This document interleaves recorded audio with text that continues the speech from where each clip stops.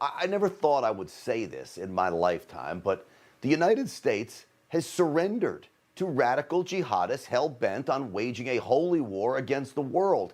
Joe Biden, after 20 years and nearly 7,000 American servicemen and contractors lost in Afghanistan, kneels to the Taliban. He indicated he will submit to the Taliban's demand of complete American exit by August 31st. Undoubtedly, we will strand abandoned American citizens who right now have no way to escape. It is a war crime for a commander-in-chief to leave behind so many Americans while bowing down to our enemy. Listen to the audacity now of the enemy, by the way.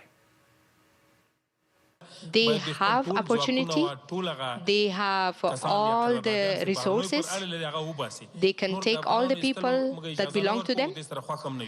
We are not going to allow Afghans leave, and we will not extend the deadline. He's making demands? Come on.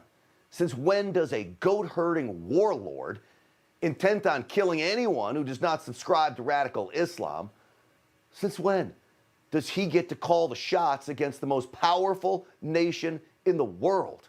Terrorists don't decide what America does, unless, of course, we're in America with Joe Biden as president. This idea of rolling over to the Taliban has every enemy of this nation plotting and planning its next move against us or our allies. This is Joe Biden today, giving remarks after delaying not once, but twice, 5 hours late, and of course, not sticking around for a single question. The completion by August 31st depends upon the Taliban continuing to cooperate and allow access to the airport for those who we're transporting out and no disruptions to our operations.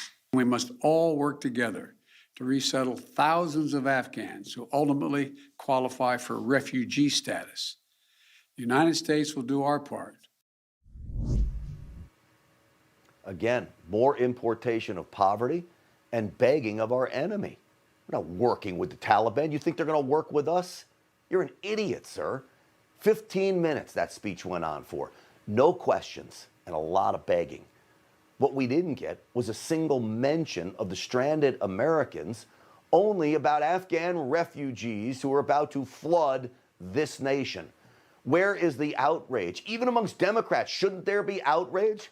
The party claiming to be so focused on saving lives related to the China virus, well, they seem to be resigned to let the Taliban execute Americans left in Afghanistan.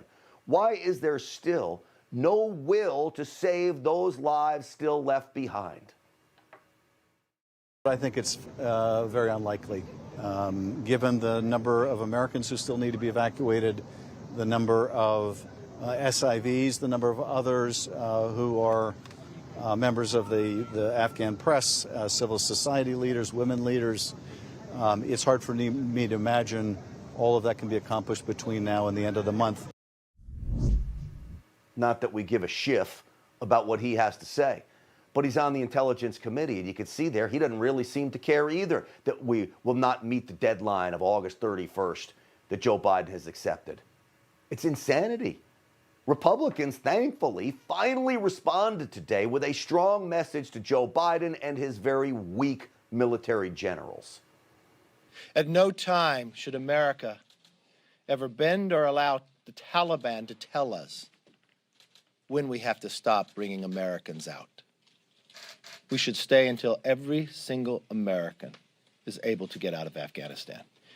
If any American is harmed or killed and not safely evacuated, or if any of this military equipment or weapons are used to harm or kill an American, the blood is directly on Joe Biden's hands. A Taliban takeover equals Al-Qaeda 3.0. And one thing that Joe Biden either won't admit or doesn't understand is that what happens in Afghanistan doesn't stay in Afghanistan. It spreads like a cancer. Does anyone remember September 11th, 2001? That started in Afghanistan, by the way. Joe Biden apparently doesn't remember. Think about what Joe Biden did, by the way. He armed our enemies. He ordered the military to recklessly leave behind $83 billion worth of military equipment. helicopters, armed vehicles, and yes, guns. Guns that will be used to kill Americans Joe Biden abandoned in Afghanistan. There is actually video, if you can believe this, of the Taliban wearing U.S. military gear while patrolling the streets. That is an utter disgrace, what you're seeing on your screen there. But this is what Democrats do. They take guns away from the good guys, you and me, while having a long history of giving guns to the bad ones. Let's go back to 2012. Barack Obama made the mistake of arming Syrian rebels. These rebel groups not only surrendered to ISIS invaders, but they ended up joining them, moving between Iraq and Syria using American-provided weapons against our soldiers. Some of those weapons, discovered in their massive cache, included U.S. Army-purchased anti-tank missile launchers, not to mention thousands of automatic rifles used on the battlefield, thanks to Joe Biden, thanks to Barack Obama, against our men and women. And don't forget the botched ATF Fast and Furious, an Obama-era gun-walking scandal that had the ATF allowing gun traffickers to send American weapons to Mexican cartel members.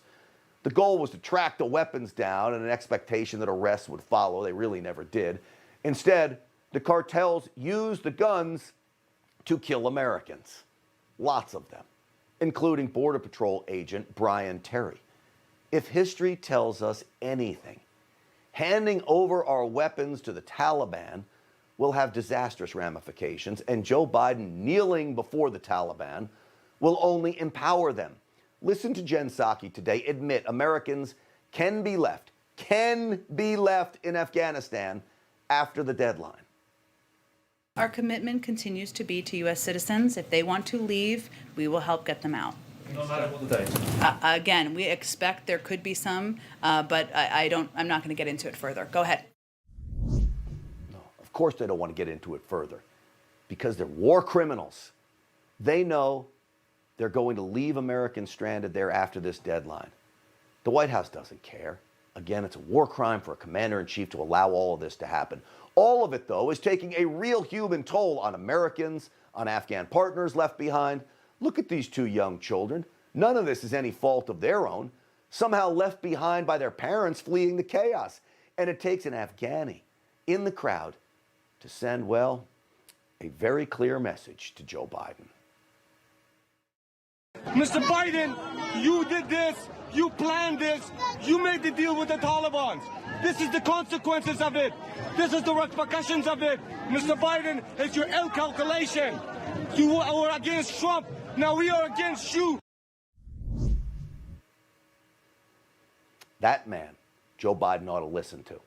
He's certainly not listening to us on this program, and he's certainly not listening to anybody else that's calling him out for the idiocy and the devastating consequences that he has created now. Grant Stinchfield is on Newsmax every night, fighting for the America First agenda.